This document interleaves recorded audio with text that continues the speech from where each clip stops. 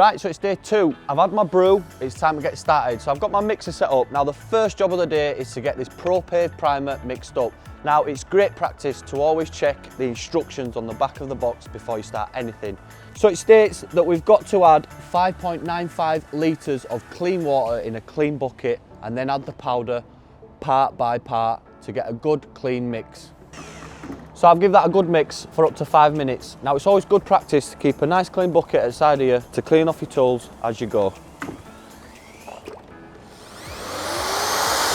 So now that my mix is done, this will happily sit in this bucket for up to 5 hours before it starts to set. Now this bucket has been designed to carry the quantity of the mix.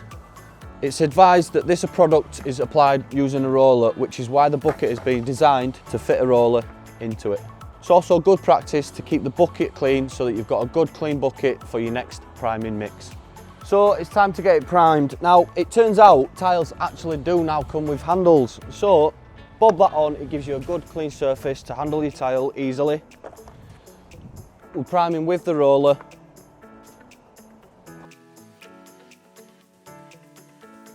So you need to ensure that you've got full coverage, and it's always good to have a sponge to hand in case you do get it on the face of the tile, because it does set quite quickly, and once it's set, it's not coming off. So you might be just a bit curious, you might be just wondering what actually goes on the underside of the tile when the primer is applied. So we're going to show you.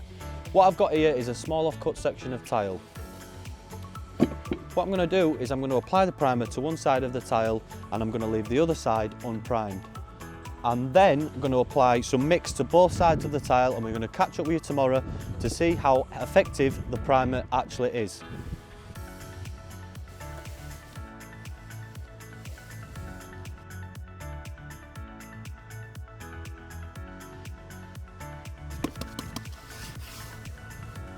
Right, so we're back again with the sample that we set out, and we want to show you the effects of actually having this ProPave porcelain slurry on the underside of your tile. So as you can see, we've got no slurry on this side and we've got slurry on this side, and we just want to show you the effects of actually having it on there. So we'll get stuck right into it. There you go, straight off, no problems at all. Now this side is the side with the slurry on it. Let's give it a go.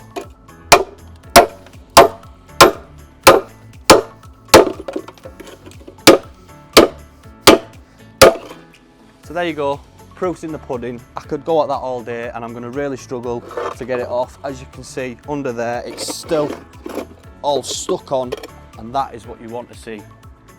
ProPave porcelain slurry. It's a thumbs up from me.